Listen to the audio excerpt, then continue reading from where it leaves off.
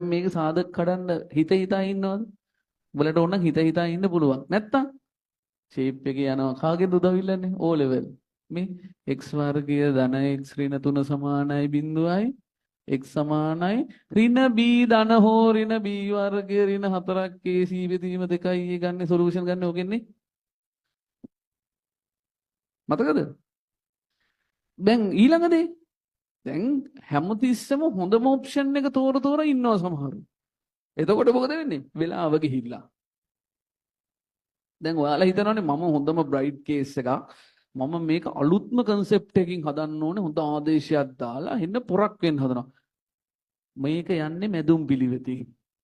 දැක්කොත් හදනවා නැත්තම් ආය අර පඳුරු ගලවගෙන යන තියෙන දිග වුණත් කවන්නේ ක්‍රමයට හදලා ගන්න තියෙන්නේ. ඊට පස්සේ මාකින් එකක් බලපුවාම තව ළඟ යාළුවෙක් බලපුවාම අඩෝ මට වඩා හොඳ ක්‍රමයකට මූ හදලානේ කියලා හිතට පොඩි දුකක් ඇති කරගෙන ඉච්චරයි. තේරුණාද? මම මේ මුලින්ම කියන්නේ මොකද? ඔයාලා ටෙස්ට් එකක් ලියද්දි මොකද කරන්නේ?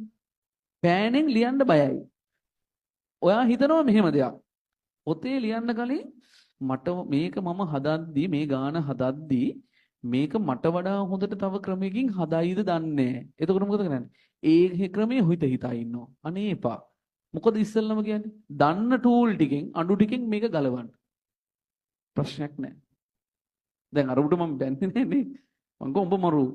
හරිද? ඒ වුණාට උඹ මේ ආදේශය දැන්